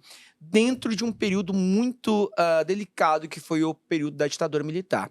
E o mais interessante desse filme é que muitas pessoas pensam assim, nossa, mas mais um filme falando sobre ditadura militar. Ditadura militar é isso aqui, se formos pensar dentro da história da família. Dentro da história da própria Eunice. Então ela, sim, eu acho que toda a carga que ela traz para o filme, ela consegue ser a grande protagonista onipresente, né, nesse filme, que é baseado no livro do filho dela, o Marcelo, né? E aí mais uma vez eu falo, não sei se eu quero saber primeiro da parte técnica, não sei se eu quero saber da parte histórica. Bora falar sobre parte técnica primeiro? Vamos. Bora. E aí, ainda estou aqui. É isso tudo? É isso desculpa. tudo. Eu Eu falei um assisti. baixo aqui. Pra você ver como Gente, é. assim, eu tô tentando ser o mais imparcial possível Não aos sejamos, filmes, somos brasileiros, é isso aí, tá? é mesmo. Eu quero a bandeira, eu preciso. Eu assisti também, lógico. Tô empolgadaço com isso. Eu acompanho, né, tanto a premiação do Globo de Ouro quanto outros prêmios tão importantes quanto. E eu confesso que eu sou mais fã do Globo de Ouro do que do próprio Oscar. Uhum. Em premiação, eu acho mais menos marketing. Até o momento, e se o Oscar não foi pra Fernanda Torres, pra sempre serei Globo de Ouro. Acabou, tá? Globo de Ouro vai ser meu favorito, vai ser substituído, viu, Oscar? Porque por enquanto, apesar do que fizeram com a Fernanda Montenegro, ainda era o Oscar. Sim. Mas vai ser substituído, se for a segunda decepção, tá? E Verdade. tem toda essa polêmica da mãe há 26 Exato. anos, né? Que concorreu ao Oscar e quem ganhou foi a Gwyneth Paltrow. Nossa. Shakespeare apaixonado. Shakespeare Gente, que apaixonado. Podia filme é ter esse, perdido meu pra qualquer Deus. outra atriz, então, que tava lá no dia, mas não Exato. pra Gwyneth Depois Paltrow. pesquise Meu aí, por Deus favor. do céu. Shakespeare é apaixonado e Gwyneth Paltrow. E Central do Brasil, que é do mesmo diretor, Walter Salles. E aí eu quero que você, por favor, nos ajude a destacar nesse filme, principalmente as questões cinematográficas, para quem não viu, o que pode ver com um olhar mais técnico. E para quem viu, se lembre, né? Um pouco mais da trajetória e dos pontos fortes desse filme. O que eu achei muito interessante é que o Walter Salles, ele quis preservar como era a imagem na época. Então, ele usou Super 8, que era a câmera da época. Então, Uhum. todo o filme foi feito O filtro.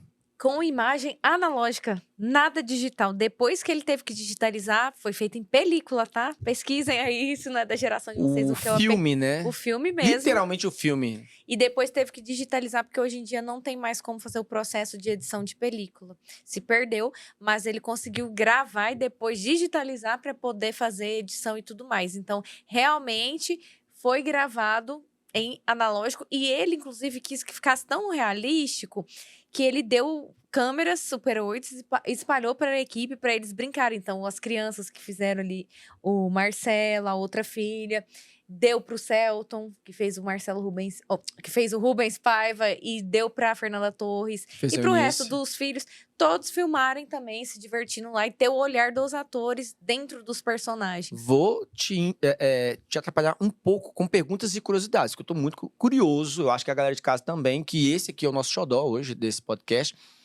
Essa questão de ter sido gravado dessa forma, influencia talvez uma decisão do Oscar? Ou não? Essa criatividade, essa volta ao passado, literalmente, essa... vamos falar assim, essa... ser mais fiel ao período histórico e a como o filme poderia ter sido feito naquela época. Com certeza, o Oscar gosta de uma fotografia bem feita, voltando à fotografia, como o filme é enquadrado, como o filme aparece na tela, como a luz é captada, os filtros usados, os tratamentos, tudo isso é fotografia, é o que o nosso olho capta quando tá vendo o filme. Basicamente, consegui falar uma linguagem acessível para vocês, pensando, é o que você tá vendo em tela, tudo isso é fotografia. Então, o Oscar gosta de uma fotografia assim, sabe? Muito bem pensada, bem feita. E o Walter pensou nos mínimos detalhes. Inclusive, o filme é dividido em 3 fases, para quem não assistiu. Tem a fase deles crianças, na década de 70, que é a fase que o Rubens Paiva, infelizmente, é levado e não volta mais. E dentro dessa primeira fase, ele tem uma divisão na fotografia. A primeira parte, como o próprio Celton disse, vocês podem usar em sala de aula agora que eu tô usando, roubando do Celton, ele faz a fase solar do filme, que é feliz, né? Então, a fotografia era mais saturada.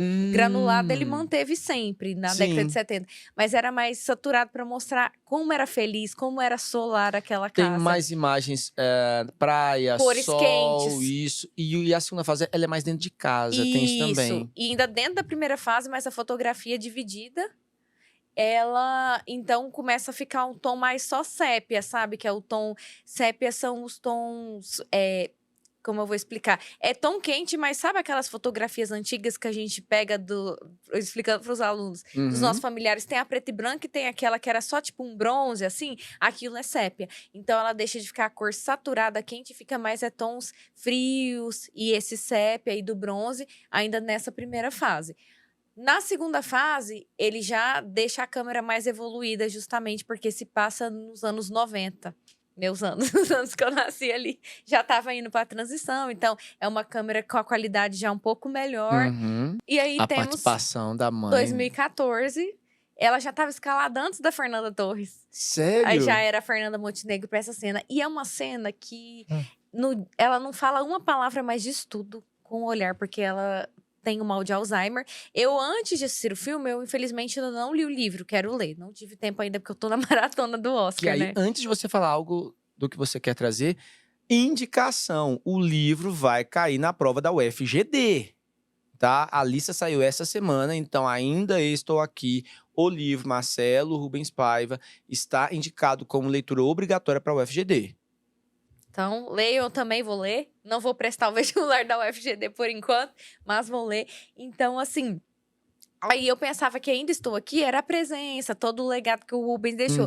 Mas aí, no filme, eu vi que eu Ainda Estou Aqui se retrata da Eunice, que o filme é muito mais sobre a Eunice, ela que é a protagonista. Então, o Marcelo colocou que, mesmo com Alzheimer, ela tinha os momentos dela do Ainda Estou Aqui. Então, essa cena que a Fernanda Montenegro, não vou falar que é pra não dar spoiler pra quem não viu, mas com o olhar ela mostra que ela ainda estava lá, assim, sem dizer uma palavra. E nesse momento, a fotografia também é sóbria, porque é um momento muito triste ainda. Além de retratar a ditadura militar, retratar luto, que é tantos temas, esse filme traz tantos temas. Retratar uma mãe que se torna uma mãe solo, uma mãe solteira, criando seus filhos. Ainda traz o tema do Alzheimer também. E também traz o tema que ela se forma em direito, né? Isso. Então, ela vira defensora dos indígenas, das minorias. Ela luta para quem precisa. Não só o pessoal da ditadura. Ela é uma das poucas, né? O professor pode falar mais a fundo daqui a pouco. Defensoras dos indígenas. O roteiro, muito bem elaborado. Tanto porque ele consultou o Marcelo Rubens Paiva, que foi o escritor do livro, quanto ele, na década de 70, o próprio Walter Salles conviveu com a família. Então, é um filme... Conviveu com a Eunice. É um filme muito bem pensado, ao contrário da Emília Pérez, que não teve pesquisa de campo. Esse teve. Então, assim, perfeito, tanto em técnica quanto em narrativa.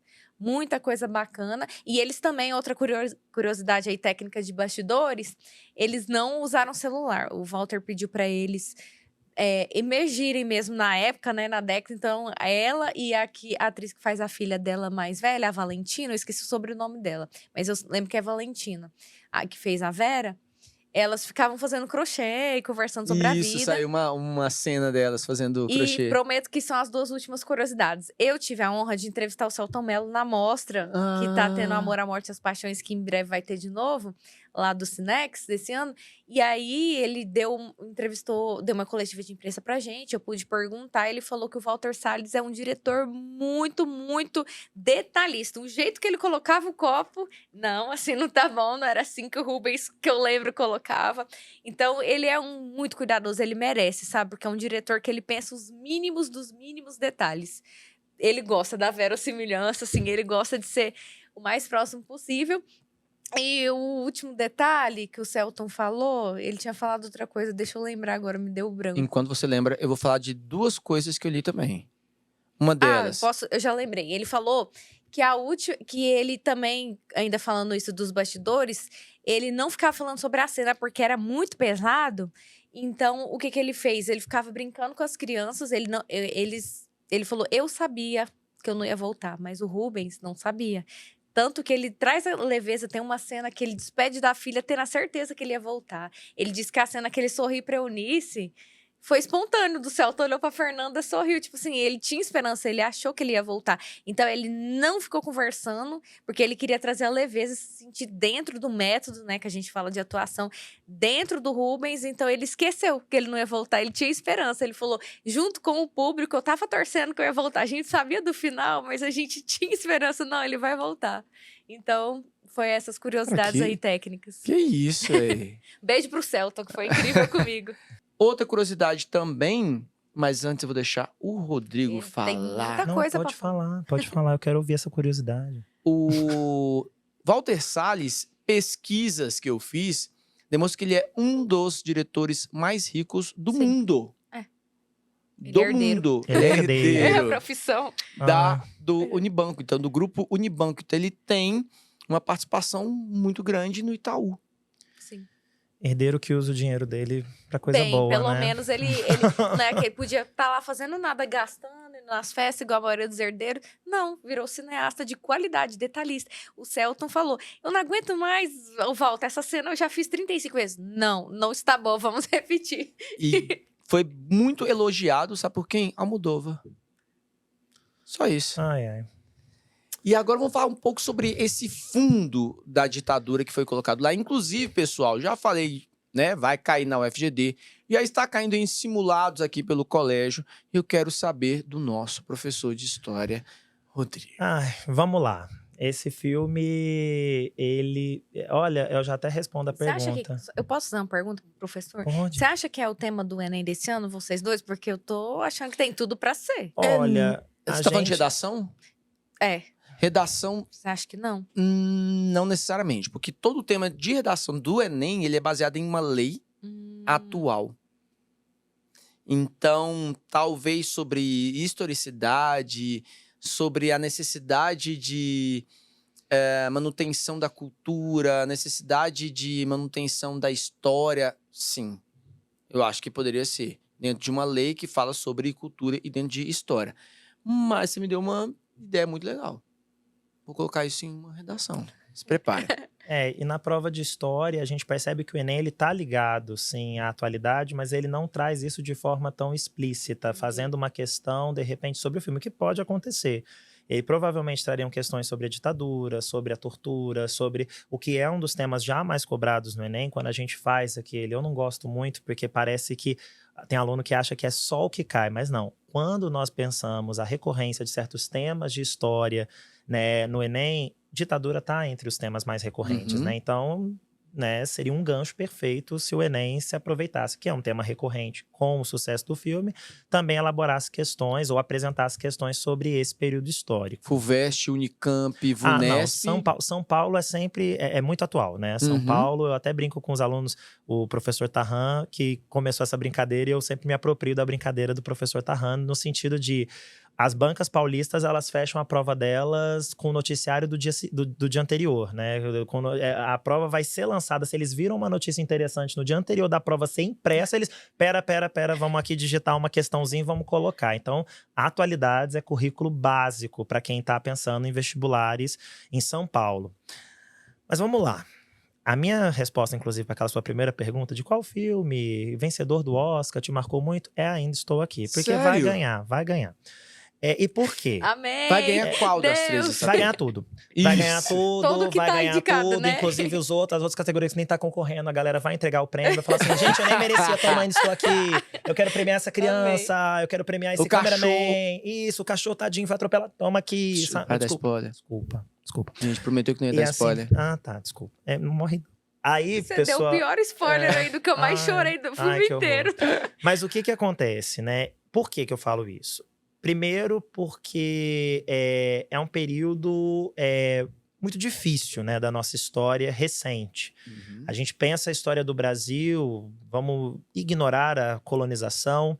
A gente pensa uma história de construção da nação a partir da ideia de Brasil, desde a independência em 1822, né? Então a gente estava comemorando recentemente o bicentenário da nossa independência. É um país jovem, né? Quando a gente pensa no velho mundo, a expressão que os próprios europeus inventaram quando descobriram o novo mundo América, é um país jovem, é um país que ainda está em desenvolvimento. Por isso é até injusto a gente essas comparações absurdas que as pessoas fazem. Não, mas no país tal acontece isso. Quantos anos de história, de confirmação das instituições democráticas existem nesses países e quantos anos nós temos de história, né? Mas, concentrando. Então, é um filme que me emocionou muito, por ser, né, esse trajeto da narrativa histórica brasileira, mas por ser um filme também que toca muito na própria história da minha família, né? Eu tenho familiares que durante a ditadura passaram, né, pela possibilidade de serem presos, tiveram que se esconder documentos, inclusive, pois seriam reprimidos pela ditadura militar, né? Então é um filme que mostra algo muito necessário, né? Sempre que eu vou dar essa aula de ditadura militar, eu falo que eu me sinto pessoalmente violentado quando eu vejo que certos discursos que ignoram a gravidade da ditadura militar. Quando em 2014 se comemorava, né, os 50 anos do golpe de Estado, a gente teve um editorial de um grande jornal brasileiro que chamava a ditadura militar de dita branda, tentando amenizar. Depois o jornal pede desculpa, né? O editorial faz todo um editorial pedindo desculpas, tentando comparar a partir do número de desaparecidos e mortos as ditaduras latino-americanas, as ditaduras na América do Sul, falando, mas no Chile foi tantos mil, na Argentina foi tantos mil, e aqui no Brasil o relatório final foi esse, ou seja, aqui foi uma dita branda, como se então pudesse ser mesurado, né, a violência de um governo pelo número de mortos, como se uma morte já não fosse o suficiente para o governo ser considerado, né, um governo violento, obviamente, uma morte proposital a partir de uma perseguição sistemática estabelecida, que é o processo de uma ditadura. Só um instante. E para quem não sabe de casa, o professor Rodrigo, ele é carioca. Ah, sim. Tá? Então, assim, Goiás, né, não teve, pelo que, né, a gente se tem como fatos, não teve tanto foco na parte da ditadura. Mas o filme passa no Rio de Janeiro, onde você nasceu. Não, e o mais interessante é que o governador de Goiás, à época, o Mauro Borges, ele foi perseguido pela ditadura militar, né? Ele foi retirado do cargo à força no golpe de Estado, ou seja, há também eventos políticos que demonstram a violência política e a violência. A gente tem o antigo, né, o centro de detenção e tortura da ditadura militar ficava próximo onde hoje, aqui em Goiânia, a gente tem o Parque Mutirama, né? Então, assim, a cidade sofreu a violência, mas talvez por não ser, na época, considerado um grande centro urbano, como Rio de Janeiro, São Paulo, essa violência, e como, né, até hoje, né, os jornais a nível nacional, eles tendem a ignorar, né, capitais que não estejam no eixo do Sudeste e Nordeste próximo, porque também não é todo o Nordeste, né, Nordeste próximo, a gente acaba tendo essa sensação de que aqui não houve violência e de que lá houve muita violência, mas houve. O contexto da ditadura militar, ele é um contexto de um dia que, na verdade, durou 21 anos, né? Ele começa do dia 31 de março para o dia 1º de abril de 1964, quando há um golpe de Estado contra o presidente, então, à época, que exercia o cargo, João Goulart. Lembrando que é um golpe de Estado. A questão do conceito ela é sempre muito importante, porque o conceito ele explica a realidade. Não é possível utilizar outros termos, a não ser golpe de Estado. Não é possível conceitualmente utilizar o termo revolução, contra-golpe. Isso quem explica é a sociologia aplicada. Florestan Fernandes, professor, ex-professor da USP, ele vai analisar a partir do conceito de revolução, que a revolução é um ato de modificação estrutural, né, um ato em que você tem uma subversão da ordem, enquanto o golpe de Estado é a modificação de uma elite inorgânica por uma elite orgânica. O que ele está querendo dizer com isso? A elite inorgânica seria essa elite eleita. A elite que, então, não é elite até o momento em que a população escolhe essas pessoas para estarem no poder. A elite orgânica é aquela galera que já participa do poder sem a escolha popular. Ou seja, os ricos, os poderosos, né? Aqueles que estão em grande poder, aqueles que têm grandes riquezas, os militares, esses são a elite orgânica. É isso que acontece, né? No dia 31 para o dia 1º, um golpe de Estado em que a elite inorgânica, no caso João Goulart, vice-presidente, que assume pós renúncia de Jânio Quadros em 61, é retirado por uma elite orgânica, que é uma elite que já é elite independente da escolha popular, que são militares de alta patente, o grande empresariado. Tanto é que um termo que tem se utilizado, que inclusive os livros abordam, que é a ditadura civil-militar. Porque, assim, militares governaram, mas sem o apoio do grande empresariado, do dinheiro, seria impossível esses militares terem chegado onde eles chegaram. E aí, nesse ponto, só para que a galera de casa saiba também, a forma com que o filme ele trata isso, tá? É interessante por quê? Porque ele trata de uma forma sutil, porém, ao mesmo tempo que é sutil, é profunda. Então, se formos pensar, ele vai lá pro campo, mostra tortura, mostra isso, mas de uma forma sutil, no sentido não da narrativa, na profundidade e do impacto disso na família. Sim. O Rubens Paiva, inclusive, ele foi um dos políticos que se autoexilou com o golpe de Estado, Uhum. né? É porque vários políticos, a gente pensa que o exílio é sempre uma ação que o governo determina para certos indivíduos, mas existem muitos autoexílios em que indivíduos, percebendo o cenário de agravamento, né, e de piora das instituições democráticas, decidem sair antes que seus familiares, por exemplo, sejam perseguidos. Uhum. Então, essa família já sofria com a ditadura desde o início, mas houve um abrandamento desse sofrimento, principalmente nos primeiros anos da ditadura militar, quando a gente tem o governo Castelo Branco, que dura de 64 a 67, pois, inclusive, nenhum governo ditatorial se mostra como ditatorial. Há um esforço, de maquiar todo o governo ditatorial de governo que segue princípios plenamente democráticos. Tanto é que, durante o governo Castelo Branco, você tem os atos institucionais que tentam transformar em regra aquilo que deveria ser exceção durante um estado de sítio, que é um momento em que o Poder Executivo assume plenas funções, podendo, então, ultrapassar os limites que antes eram estabelecidos pela divisão dos 3 poderes. Então, essa família já vinha sofrendo, o que se agrava quando nós temos no governo Arthur da Costa e Silva, né, o segundo presidente da ditadura militar, o estabelecimento do ato institucional número 5, né, que aí sim é o ato de maior rigor. Conhecido por muitas pessoas só por AI-5. Né? E o mais interessante, né, como o conhecimento da documentação histórica importa. Porque além desses termos para designar o golpe, foi revolução. Não foi. Foi contragolpe. Qual golpe estava em andamento? Porque os militares construíram à época essa narrativa de que isso é um contragolpe porque havia um golpe comunista em andamento e por isso nós contragolpeamos os comunistas. Pois bem, ignorar que existia uma vontade de membros do Partido Comunista em realizar a tão sonhada ditadura do proletariado no Brasil é também desconsiderar a ação comunista no Brasil. Essa ideia revolucionária comunista de inaugurar a ditadura do proletariado, ela sempre existiu. Ela é a ideia base, né, de qualquer pessoa que se autodeclara comunista. Mas aí que está, existe a ideia, mas não existe a possibilidade de execução dessa ideia. Uhum. Né? Ou seja, não existe verba, não existe apoio popular, não existe apoio internacional, não existia o apoio em plena Guerra Fria, né, de que esses comunistas pudessem, de fato, realizar um golpe de Estado bem-sucedido. Tanto é que os relatórios entregados pelos outros países, inclusive pelos Estados Unidos, que em 2014, 2013, 2014, trouxe ao Brasil uma série de documentos que a CIA, né, e o FBI coletavam sobre ditaduras latino-americanas. O próprio Estados Unidos admite, em 2013, 2014, nos documentos enviados para o Brasil para a construção do relatório da Comissão da Verdade, que o Brasil não estava no radar como perigo de ação comunista na América Latina, que, na verdade, o Brasil foi utilizado como bode expiatório, para que os Estados Unidos pudessem ter consciência de qual, de fato, seria o seu poder ao intervir num processo democrático, num governo latino-americano.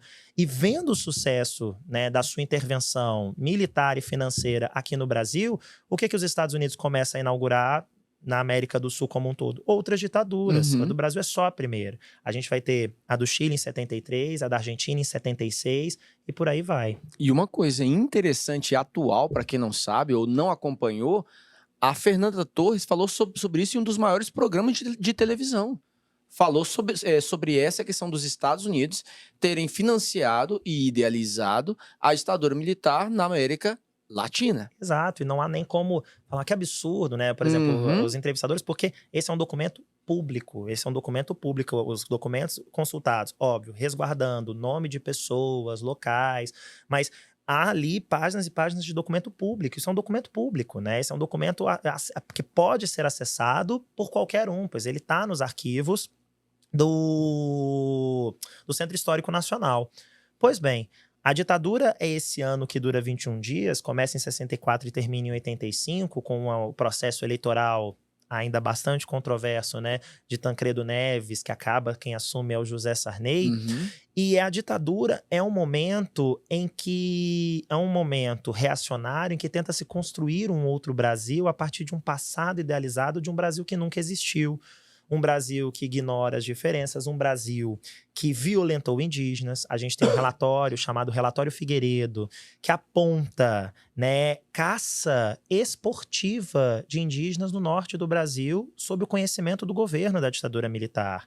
Entre as sessões de tortura, no relatório Brasil Nunca Mais, Frei Beto destaca no relatório, a partir de documentos feitos por laudos médicos da própria perícia militar, ou seja, não foram, porque muita gente ainda constrói, é um absurdo as pessoas ainda pensarem, mas foi manipulado. nada disso.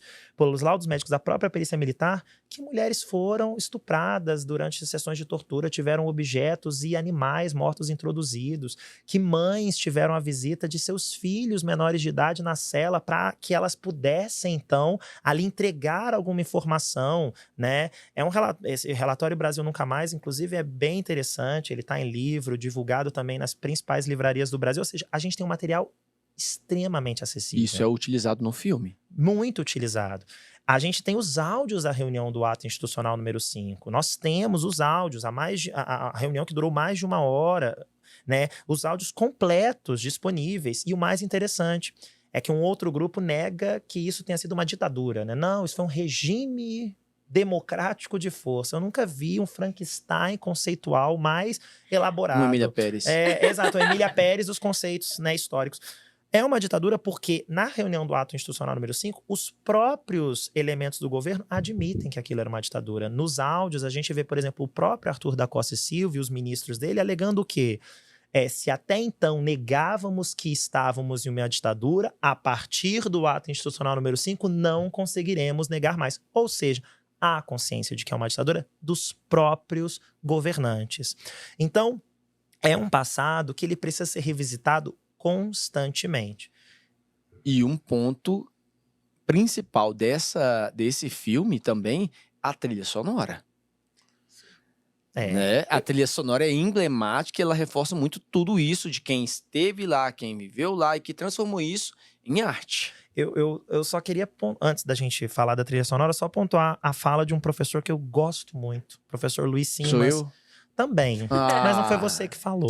O Luiz Simas é um professor do Rio de Janeiro, eu gosto bastante da trajetória dele, e eu, como amante do carnaval, ele é um dos maiores analisadores das festas populares e da cultura popular no Brasil. Ele e Ney Lopes fazem um trabalho fantástico. E o Luiz Simas, em uma recente entrevista, e aí tem tudo a ver com Ainda Estou Aqui, com o Alzheimer que acomete, né, a protagonista, Eunice, ele fala que o contrário da vida não é a morte, que o contrário da vida é o esquecimento. Porque se vive enquanto se é lembrado. Maravilhoso, né? isso. Que se vive, tem tudo a ver. Se vive enquanto se é lembrado. No que se esquece, não se vive mais. E aí você ter uma pessoa, né, que esquece a sua própria existência, a existência dos demais, eu acho que esse é você sendo conduzido à morte a passos lentos. E aí, no momento em que ela tem essas lucidez, e eu gosto muito do livro, eu já li o livro eu já tinha lido antes do filme. E primeiro que a construção não é cronológica, como no filme. A construção do livro, ela não segue uma linha do tempo cronológica. Ele vai no passado, volta no presente. Então é um fluxo de consciência muito mais complexo do que no filme. E com certeza isso foi uma escolha muito acertada. Com as memórias dele, exato, muito acertada do Walter Salles em arrumar de forma cronológica. Porque provavelmente se ele tivesse feito, né, da mesma forma do livro, isso não teria traído a narrativa. Deixaria muito dos espectadores confusos de o que está acontecendo. Porque no livro você fica um pouco confuso. E ele deixa muito claro como ele ficava entristecido de ver a mãe dele esquecendo as coisas, né? Então, o momento em que o nome do filme, né? E o nome do livro, Ainda Estou Aqui, ou seja, não é eu estou aqui, assim, eu tô viva. Eu tô viva, porque há memória, né? Uhum. Isso é fenomenal. A gente lembra pra não esquecer. Parece óbvio, mas não é. A gente lembra pra não esquecer. É um título dúbio, até pro próprio pai. Uhum. Né? Mesmo ele, né, saindo de casa, da forma como foi, a presença dele ainda estava ali. Por meio das roupas, por meio de fotos, por meio de vídeos, como mostrar que eles gostavam muito de registrar tudo isso. E pra gente ir finalizando, trilha sonora. O que vocês podem falar da trilha sonora desse filme? Ela vem para reforçar toda a mensagem que o filme passa, principalmente a mais emblemática, que é a do Erasmo Carlos. É preciso dar um jeito, meu amigo. Uhum. Então, assim, ela vem reforçando tudo, a mensagem de resistência, mensagem de força, e escolher artistas que realmente foram perseguidos, né, na época desse período, só veio para reforçar toda a mensagem. Sim. A minha opinião sobre a trilha sonora é 10, porque igual a nota de comissão Escola de samba. escola de samba, clima de 10. carnaval, nota 10. Porque, assim, são músicas que eu gosto, mas são músicas que combinam, né? Sim. Sim. Porque muitas das vezes a trilha sonora destoa, Sim. quer usar de repente um repertório muito atual. Emília Pérez, de novo. Muito atual no sentido de conquistar vários públicos ao mesmo tempo. E ele não, ele é fiel a uma narrativa, né? Ele é fiel a tentar humanizar a existência de uma família que sofreu. É o micro pro macro, né? É a família. Esse micro macro Não, e é pegou. uma família. Inclusive, a gente teve várias polêmicas sobre isso, né? Porque a gente teve o comentário de um estudante negro que falou: mas de novo um filme com uma família branca falando sobre o sofrimento na ditadura. E esse é um argumento válido, né? Porque, de fato, nós temos pouca produção cinematográfica que retrata as pessoas na favela. Por exemplo, o aumento populacional na favela da Rocinha se deu durante a ditadura. A eliminação de corpos, né? O aumento da eliminação de corpos sem investigação se deu na ditadura no Rio de Janeiro. E corpos com marca, né? Com recortes de raça, de classe, de gênero.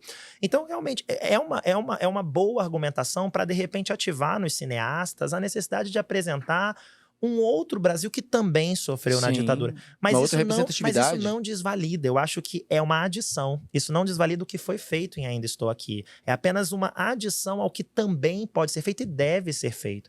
Porque, realmente, quando nós vamos falar de filmes sobre grandes momentos históricos, ainda se constroem recortes muito específicos. É preciso outros recortes, é preciso aumentar a paleta, né? Apresentar outras pessoas. O Tony falou, né? Porque ele é carioca. Eu, por exemplo, não sou carioca do Leblon. Bem queria. Herdeiro, descer para tomar meu café. Minha família Ser uma Helena. Não, gente, não fala. Desmarca reuniões. Fala, hoje eu não vou tomar café, eu vou tomar um brunch. Desmarca minha agenda. Desmarca minha agenda. Ô, dona Helena, você já não trabalhou desde segunda-feira e hoje já é sexta. Não, mas eu sou muito atarefada. Bulhões. Não fala, gente, pelo amor de Deus, né? Tanto queria eu comprar uma xícara que é comprada a $6 no Vietnã e aqui paga R$150. Mas a questão é preciso, né, ampliar esse cenário. É preciso mostrar, né, por exemplo, minha família vem da favela, né? Minha nasceu na Rocinha, depois a gente mudou para o Jardim Catarina. Você falou que você era de Niterói? Então, minha família nasce na Rocinha e depois a gente se transfere. Por conta da violência da favela no Rio, a família da minha mãe se transfere para São Gonçalo, né? Nem Niterói, que na verdade começou como uma ocupação urbana de Niterói e depois se transforma em uma cidade. E a gente morava na favela de São Gonçalo, que era o Jardim Catarina. Então, esse Brasil também sofreu, né? Também sofre. É um Brasil que nunca dorme, né? É um Brasil que está sofrendo. Então, acho que essa pontuação ela é muito interessante, mas isso não desvalida todo o trabalho impecável que vai ganhar o prêmio de melhor filme, sim. Porque Emília Pérez. Não, eu já comprei o Oscar. Tô brincando. Hoje é o último dia pra votação. Não, tô brincando. Eu falei, corrente de oração, vamos fazer uma hoje, 11h99. Tá. Porque o último dia de votação, ou já foi? Na verdade, não sei até que dia que eles Eu vão. ouvi uma especulação em relação a isso. Todo mundo que eu paguei já votou. Você sabe quantas pessoas votam no Oscar? Curiosidade, você sabe quantas pessoas votam? No total, não sei quanto. Tem 10.900 pessoas que podem votar. Mas aptos, tipo, Will Smith não vota. Né? Não, depois daquele tapa. Né? Cerca de 10 mil. Então, 9.900 pessoas. Sabe quantos brasileiros são? Cerca de 60. E eu sou... Tô brincando. O Celton Mello é um. Olha só, Celton Mello, pelo amor de Deus. E aí, eu queria que vocês falassem, por favor, ou dessem uma indicação de outro filme brasileiro que aborda a ditadura militar. O Que é Isso, Companheiro, que fala sobre o AI-5, que vocês estavam falando. E a ditadura... Também tem a Fernanda Torres nele. Pois é. Então, fica a dica demais, porque esse filme aí vocês têm que ver com a diva Fernanda Torres.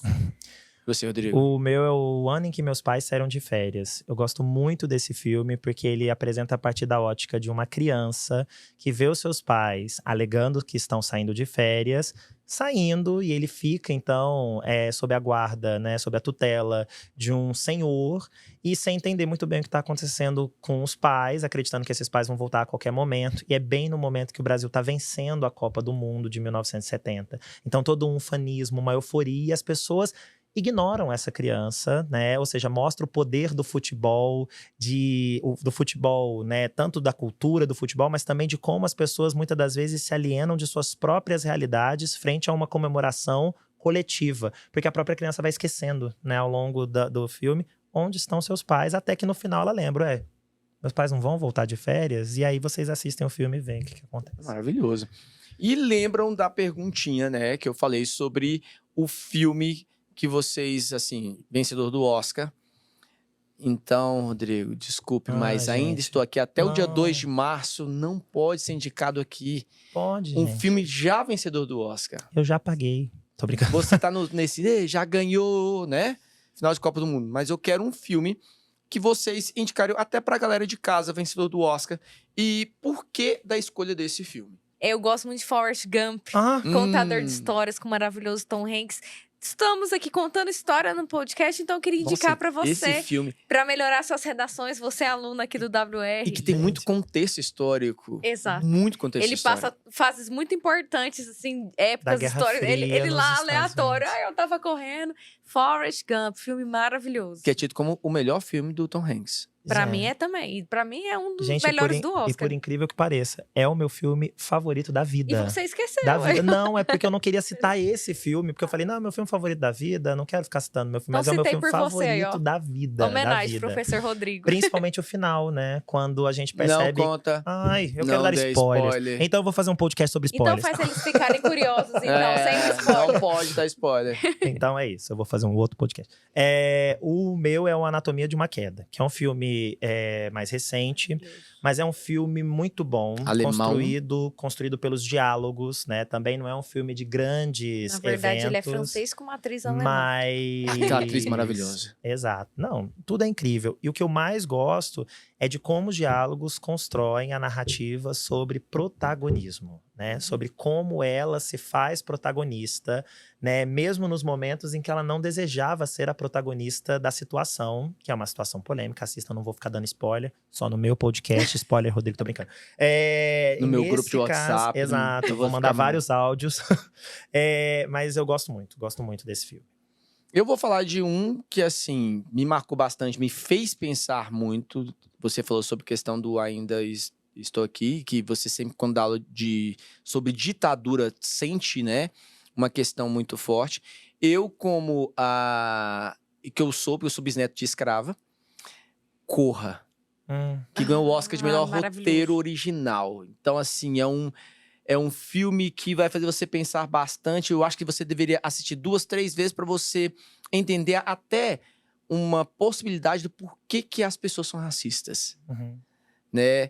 Que não é um lado, nossa, você é isso. É porque tem alguma coisa por trás. Eu tenho muito orgulho dessa melanina. Não, e é um filme que mostra que identidade racial também é ser branco, né? Ser branco também é ter raça. Ser branco é também ter uma cor, né? Que é essa atribuição de que há pessoas de cor e pessoas sem cor. Como se brancos, então, fossem o padrão e as pessoas de cor fossem o fora do padrão. Não, todos têm cores. O ser branco é cor. É ter uma identidade branca confirmada historicamente. Esse filme é muito bom mesmo. E uma questão, assim, uma intertextualidade, música do Rapa, que fala assim, uma parte branco, se você soubesse o valor que o preto tem, tu tomava um banho de pinche branco e ficava preto também.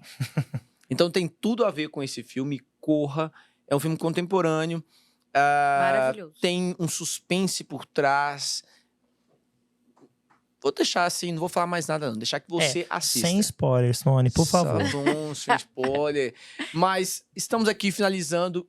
Infelizmente mas é um podcast até longo para que você possa ter a quantidade de informações. Não tinha como ser curto falando sobre tantas coisas importantes aqui. Agradeço imensamente você, Rodrigo, por estar aqui estreando. Falei com ele mais cedo, né? Usei outras palavras, mas estreando o nosso podcast em 2025.